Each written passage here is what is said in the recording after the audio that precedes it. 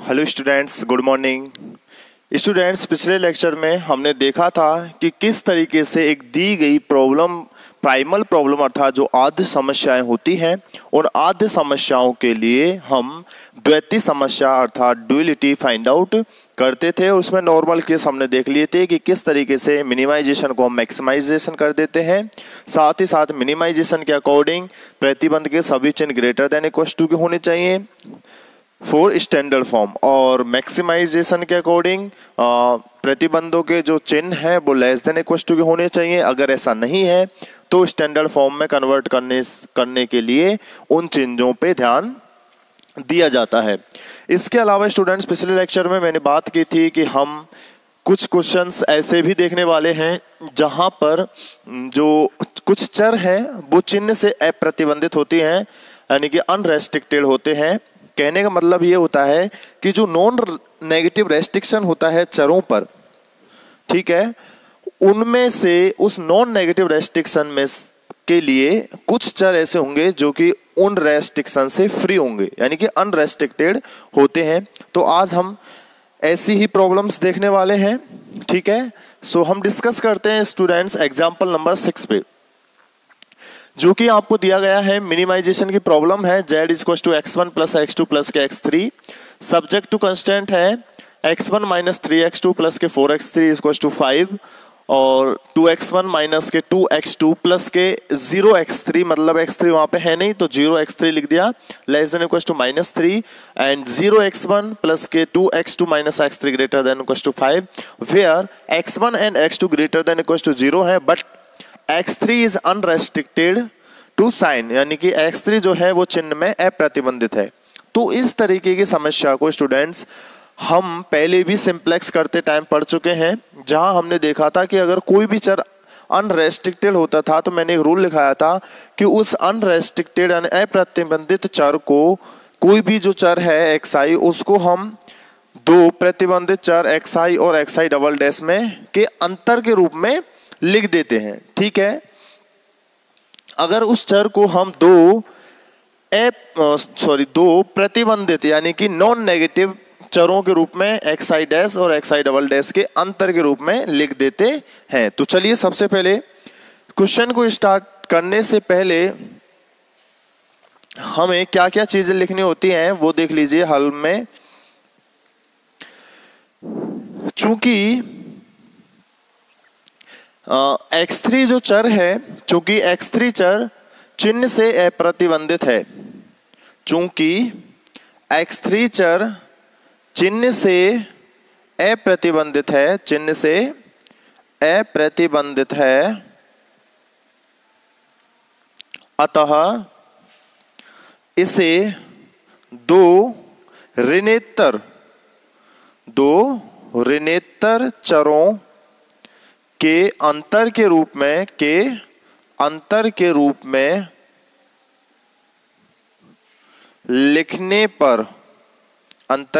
लिखने पर, अर्थात x3 जो अप्रतिबंधित है उसको मैंने लिख दिया x3 डैश माइनस के x3 डबल डैश, जहां x3 डैश और x3 डबल डैश क्या है, वो है ऋणेतर चर, यानी कि इन पर जो नॉन नेगेटिव रेस्ट्रिक्शन है वो अप्लाई है, ठीक है। तो दो ऋणेतर चरों के अंतर के रूप में लिखने पर, अर्थात x3 equal to x3 dash लिखने पर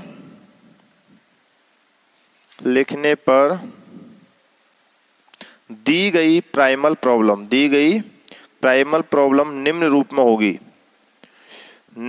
में होगी, ठीक है। ये लिखेंगे कि चूंकि x3 चर चिन्ह से अप्रतिबंधित है, अतः इसे दो ऋणेतर चरों के अंतर के रूप में लिखने पर, अर्थात x3 equal to x3 dash minus x3 double dash लिखने पर दी गई प्राइमल प्रॉब्लम जो आद्य समस्या है वो निम्न रूप में होगी। अब वो क्या है?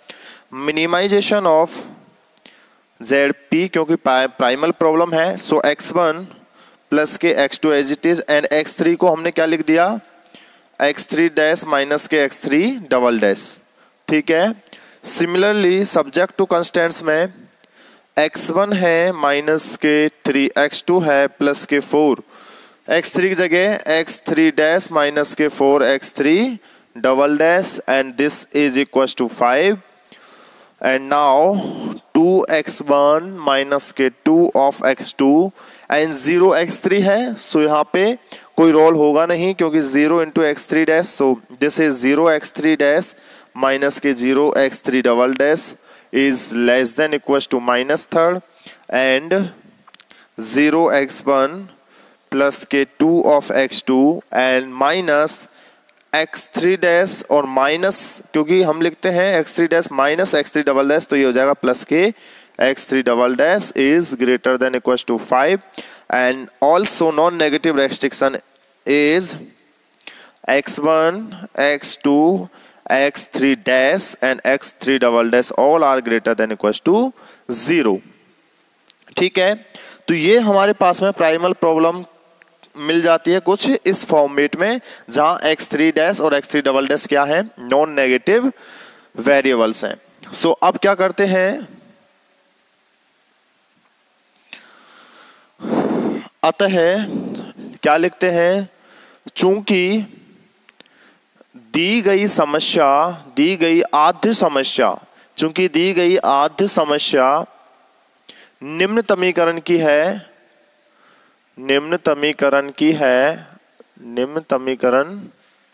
की है अर्थात मिनिमाइजेशन की है, अतः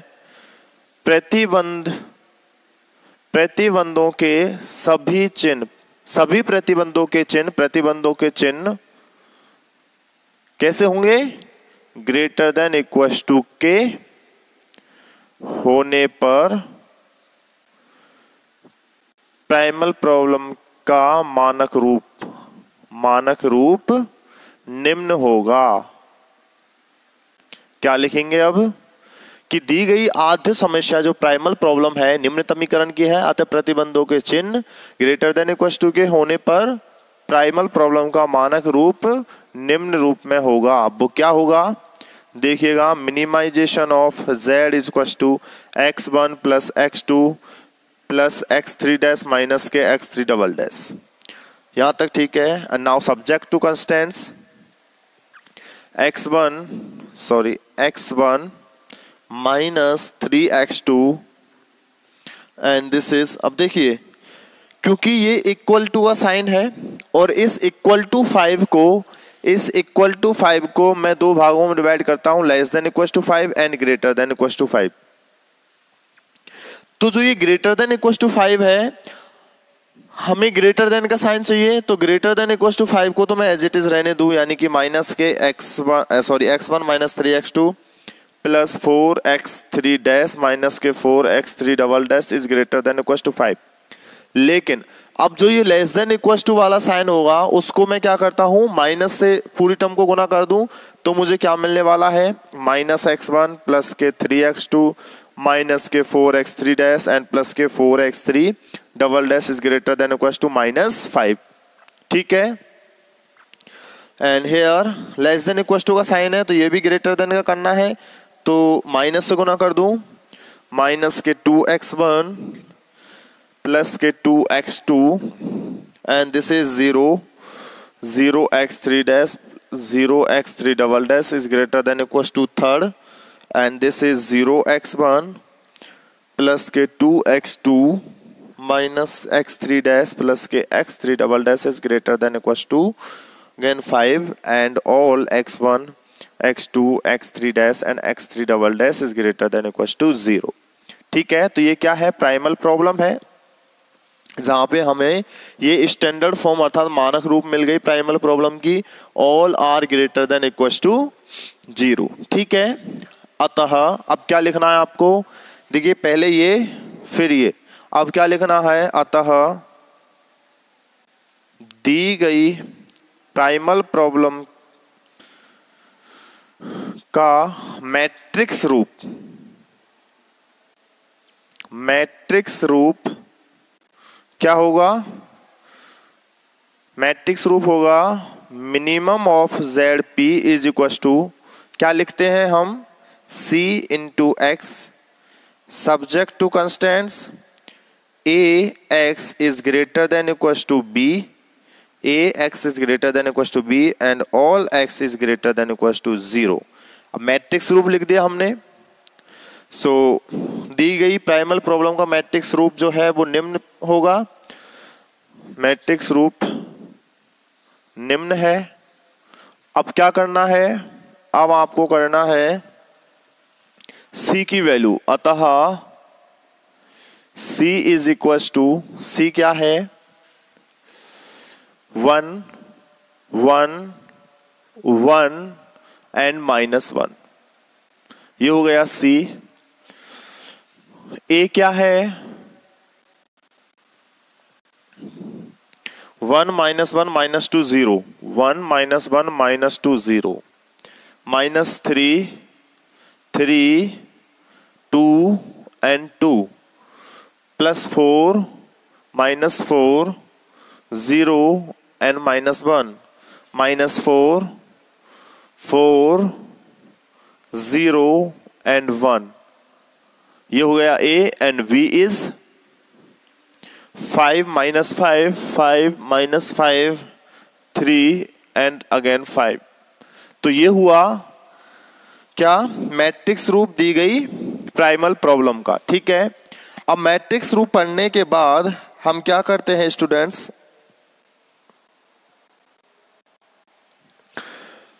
इसके बाद हम पढ़ते हैं अतः दी गई पीपी की द्वैती समस्या अर्थात डीपी ड्यूल प्रॉब्लम निम्न होगी। अब वो क्या होगी, मिनिमम है दी गई प्रॉब्लम, तो इसको कर देंगे हम maximum of z into D, यानी कि Z D where D is duality. So maximum Z D equal to क्या लिखते हैं, B transpose of W and subject to constants is A transpose of W and maximum less than equals to, क्योंकि यहाँ greater than equals to है, less than equals to of C transpose and all W greater than equals to 0। Matrix form हो गई। अब हम क्या करते हैं, B ट्रांसपोज C ट्रांसपोज इनकी और A ट्रांसपोज की वैल्यू रखते हैं। अतः जैसे ही हम वैल्यू रखते हैं तो मुझे क्या मिलने वाला है, maximum of Z D equal to, B transpose को यहाँ पे रखूंगा तो मुझे मिल जाएगा 5W1 माइनस के 5W2 प्लस के 3W3 एंड प्लस के 5W4। ठीक है, सो 5W1 minus 5W2 plus 3W3 plus के 5W4 and subject to constants. जब मैं यहाँ पे A ट्रांसपोज रखता हूं तो अभी तो ये इस तरीके से हैं, तो फिर जब मैं इसको गुना कर इसको एकदम परिवर्तित कर देता हूं तो मुझे ये सारी वैल्यूज 1 -1 -2 0 इस तरीके से मिल जाती है। और W तो मैं क्या मुझे क्या मिलेगा, W1। आप क्या करना, पहले B ट्रांसपोज रखना, C ट्रांसपोज रखना, A ट्रांसपोज रखना, फिर इसकी वैल्यू फाइंड आउट करना। ठीक है, मैं डायरेक्ट इसको लिख रहा हूं। सो W1 माइनस के W2 माइनस 2W3, ठीक है, and which is less than equals to 1 and here minus के 3W1 प्लस के 3W2 प्लस के 2W3 एंड प्लस के 2W4 is less than equals to 1 and 4W1 minus के 4W2 plus के 0W3 minus के W4 is less than equals to 1 and minus के 4W1 plus के 4 of W2 plus के 0W3 plus के W4 is less than equals to -1। ठीक है, आपको स्टूडेंट्स पहले B ट्रांसपोज निकालना है और B ट्रांसपोज क्या होगा, B ट्रांसपोज हो जाएगा 5 -5 3 एंड 5। C ट्रांसपोज हो जाएगा 1 1 1 -1 और A ट्रांसपोज कितना हो जाएगा 1 -1 -2 0 माइनस के थर्ड 2 and 2 4 -4 0 -1 एंड 4 माइनस के प्लस के 4 0 और 1। ठीक है, और ये वैल्यू जब आप रखोगे तो आपको यही वैल्यू मिलने वाली है। ठीक है, and non negative restriction W1 W2 W3 and W4 all are greater than equals to 0। So students, ये हो जाती है हमारी दी गई प्राइमल प्रॉब्लम की ड्युअलिटी, द्वैती समस्या। एक बार आप इसको स्क्रीनशॉट कर लीजिए, फिर मैं इसमें कुछ चीजें बताऊंगा। चलिए, सो स्टूडेंट्स, देखा हमने कि यहाँ x3 जो है वो चिन्ह से अप्रतिबंधित है। x3 चिन्ह से अप्रतिबंधित होते ही हमने लिखा कि x3 चिन्ह से अप्रतिबंधित है, अतः इसे दो ऋणोत्तर चरों के अंतर के रूप में अर्थात x3 dash minus x3 double dash के रूप में लिखने पर मुझे PP जो है वो इस तरीके से मिली। अब इस PP का मैं क्या लिखता हूँ, निम्नतमीकरण के होने की वजह सभी प्रतिबंध ग्रेटर देन इक्वल टू चिन्ह के होने पर मुझे मानक रूप मिलेगा कुछ इस तरीके से।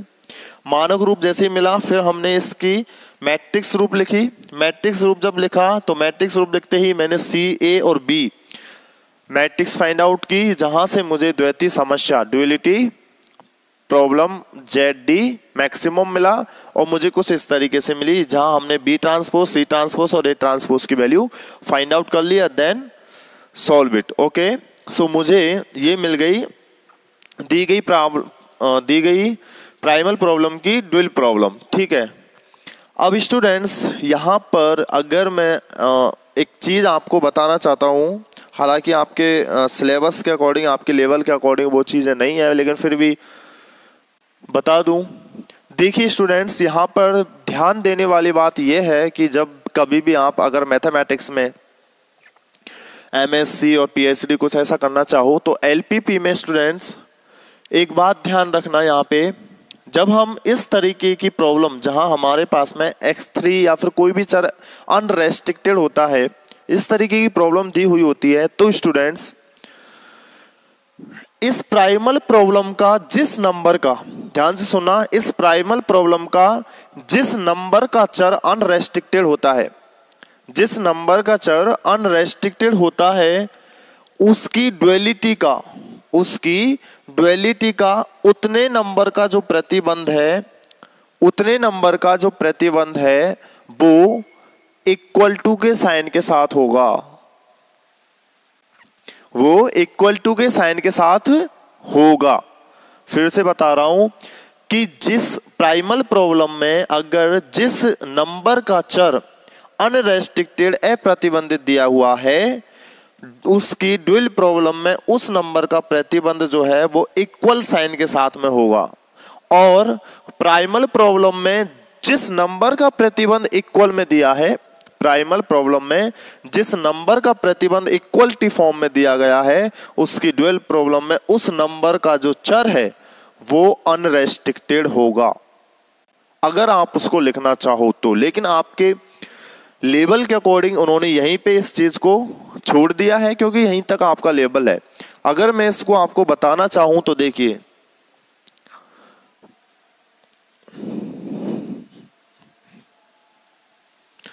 यहां पर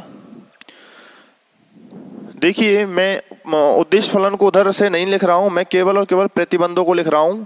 W1 माइनस के W2 माइनस के 2 W3 less than equal to 1 and minus के 3 W1 प्लस के 3 W2 प्लस के 2 W3 प्लस के 2 W4 is less than equal to 1।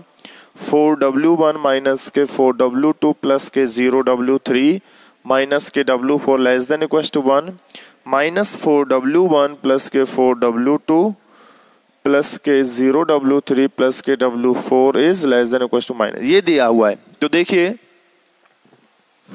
Students, अगर मैं ये माइनस है, अगर मैं इस पूरी टर्म को माइनस से गुना कर दूं तो देखिए मुझे क्या मिलेगा, ये पॉजिटिव, ये नेगेटिव, ये negative and this is also negative and this is greater than equal to 1।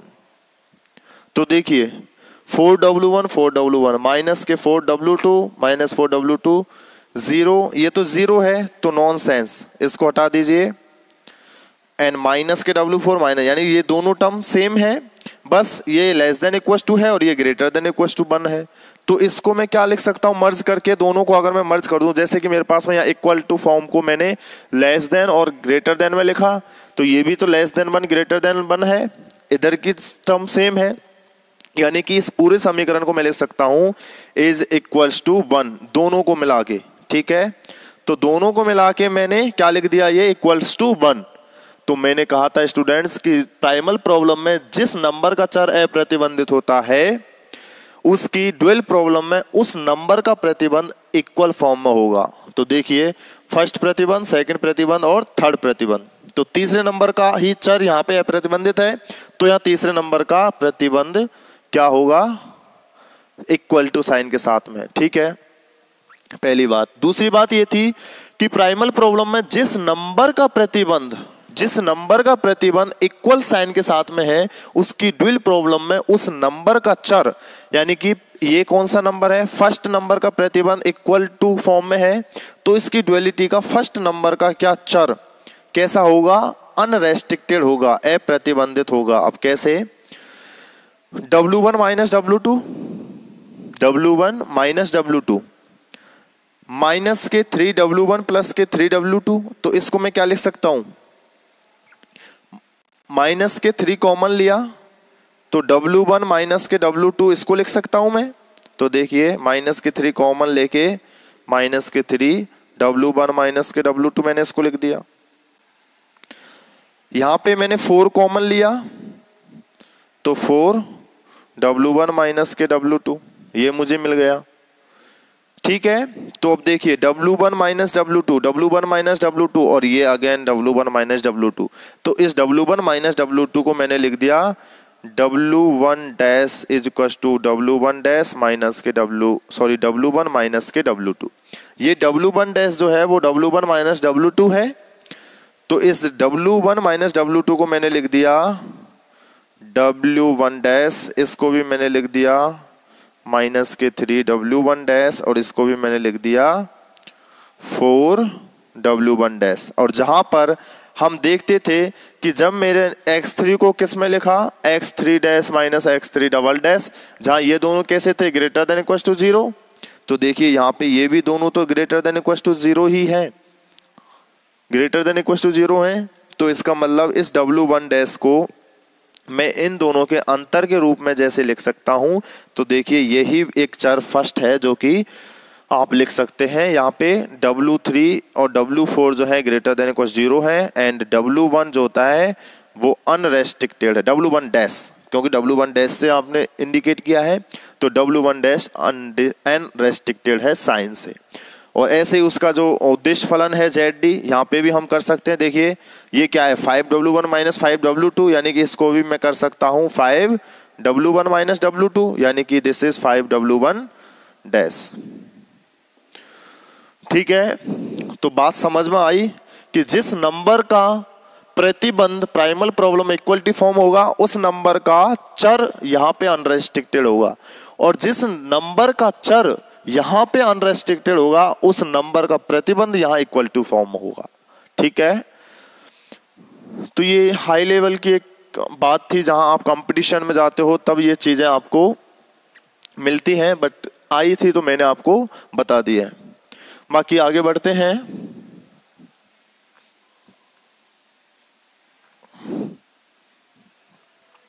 एक मिनट,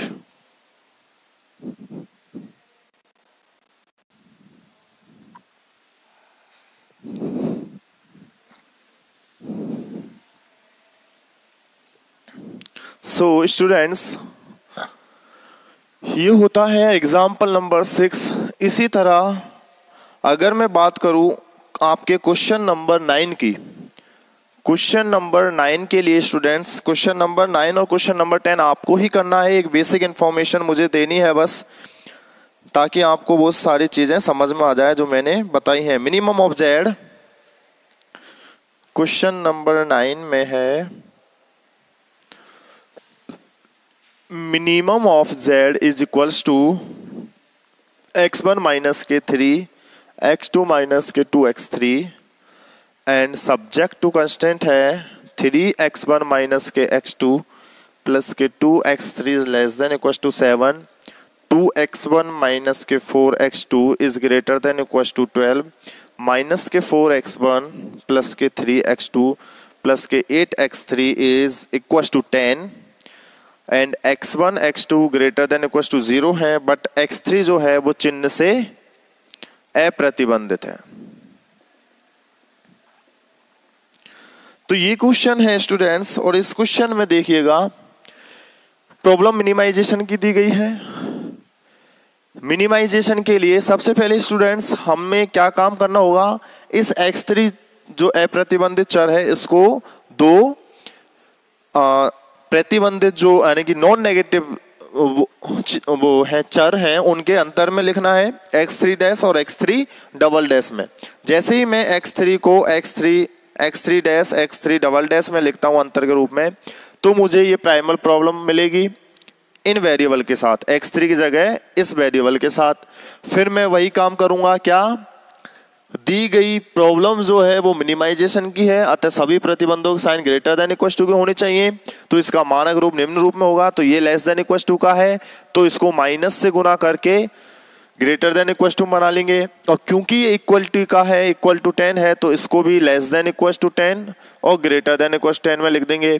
तो ये तो सही है मिनिमाइजेशन के लिए, लेकिन ये ग्रेटर देन का होना चाहिए, तो इसको भी माइनस से गुना करके इस तरीके से कर देंगे। ठीक है, तो ये इसका हो जाएगा मानक रूप। और फिर हम क्या करेंगे कि दी गई प्राइमल प्रॉब्लम के जो मानक रूप है उसका मैट्रिक्स रूप क्या होगा, फिर मैट्रिक्स रूप से हम वही सी ए और बी लिखेंगे।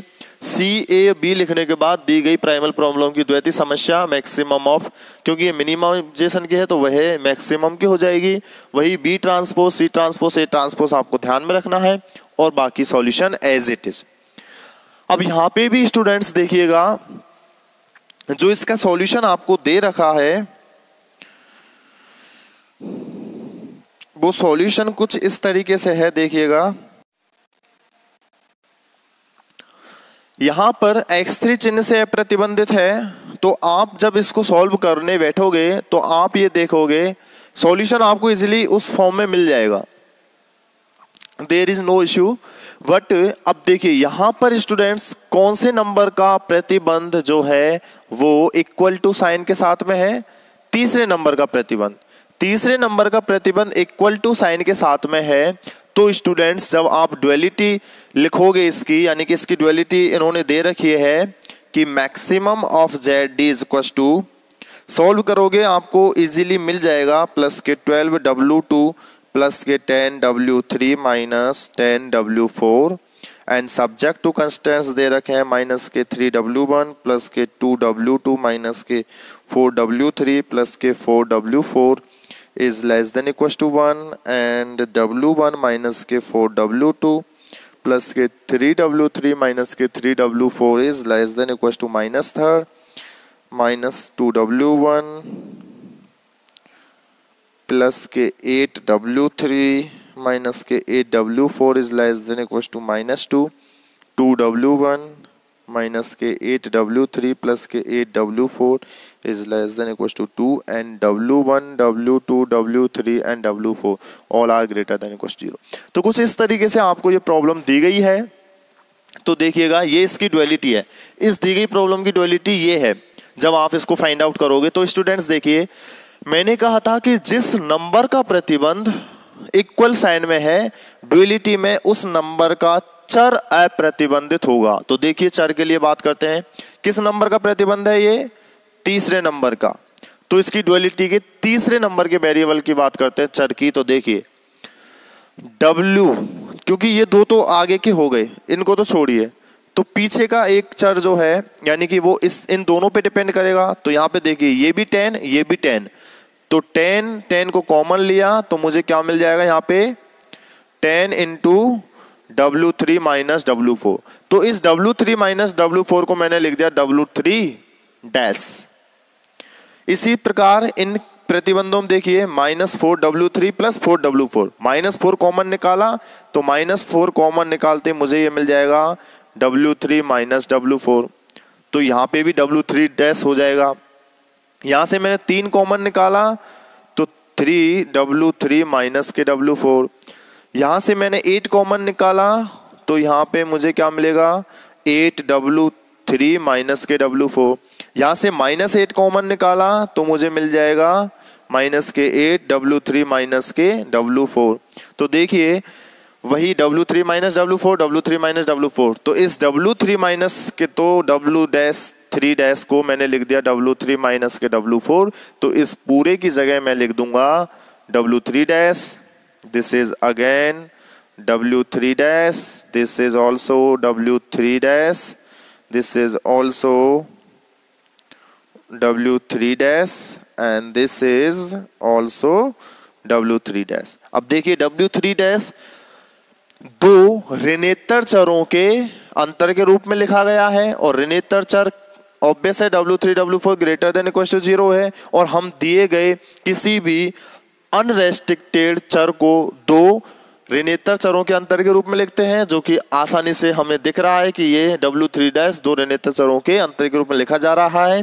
तो यहाँ पे हम कर देंगे अब कि W3 माइनस के W1 W2 greater than equal 0 and W3 is unrestricted. ठीक है, तो देखिए यहाँ पे भी तीसरे नंबर का प्रतिबंध अगर इक्वलिटी फॉर्म में था तो तीसरे नंबर का चर भी हमें कैसा मिला, अनरेस्ट्रिक्टेड मिला। अब क्योंकि यहाँ पे तीसरे नंबर का चर अप्रतिबंधित है तो तीसरे नंबर का प्रतिबंध यहाँ इक्वलिटी फॉर्म में मिलने वाला है। देखिए यहाँ पे दोनों चीज तीसरे नंबर पे दे रखी है, तीसरे नंबर का ही प्रतिबंध इक्वलिटी फॉर्म में दे रखा है तो इसका तीसरे नंबर का चर अप्रतिबंधित हो जाएगा, और यहाँ पे तीसरे नंबर का चर ही अप्रतिबंधित दे रखा है तो यहाँ तीसरे नंबर का प्रतिबंध कौन सा होगा, ये पहला, दूसरा और ये मिला के तीसरा। देखिए लेस देन इक्वल टू, और ये क्या है, less than equal to -2। So मैं इसको क्या करूं, माइनस से गुना कर दूं, so this is greater than equal to 2 and this is minus and this is plus. तो देखिए 2W1 minus 8W3 dash, 2W1 minus 8W3 dash, यानी दोनों सेम है तो दिस इज इक्वल टू, अब इन दोनों को मैं क्या लिख सकता हूं मर्ज करके, इन दोनों को मैंने लिख दिया इक्वल टू 2। तो देखिए तीसरे नंबर का प्रतिबंध इक्वलिटी फॉर्म में आ गया।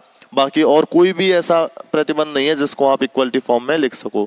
ये -3 है, 1 है, लेकिन यहाँ 2 और 2 है और इधर दोनों टर्म सेम है तो इक्वलिटी फॉर्म में।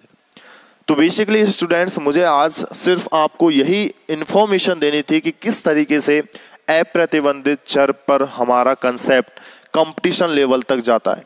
ठीक है, हालांकि चीजें दिखने को बहुत सरल है लेकिन इन चीजों को कोई भी मेंशन आपको नहीं करेगा क्योंकि आपका लेवल अभी उतना नहीं है, लेकिन मेरे माइंड में था ये तो मैंने आपको बता दिया, क्योंकि आपका लेवल उतना तो आप मैच्योर हो ही चुके हो कि ये सारी चीजें आपको सीखना बहुत जरूरी है। आगे भी सीखोगे तो मैं चाहता हूं अभी सीख जाओ, बाकी आपके ऊपर है आपको कितना इसको पे फोकस करना है कितना नहीं करना। आपको सॉल्यूशन इस तरीके से नहीं लिखना है। पहली बात स्टूडेंट सुन लीजिए, आपको सॉल्यूशन इस W3 डैश अनरेस्ट्रिक्टेड करते हुए नहीं लिखना है, आपको सिर्फ यहीं तक सोल्व करके छोड़ देना है। ये एक्स्ट्रा चीज थी जो आपको एक इंफॉर्मेशन मैंने दी है बस, बाकी आपको यहीं तक सॉल्व करके ही ये सारी चीजें छोड़नी है। ठीक है, सो नेक्स्ट लेक्चर में हम कुछ थ्योरम्स के साथ मिलते हैं। अभी के लिए अनरेस्ट्रिक्टेड से रिलेट अपना क्वेश्चन नंबर 10 है, उसको भी करना है आपको। ठीक है, वहां आपको 2 चर अनरेस्ट्रिक्टेड दे रखे हैं तो उनके अकॉर्डिंग ये भी चीज आप देख लेना अगर टाइम मिले तो। ठीक है, so thank you so much.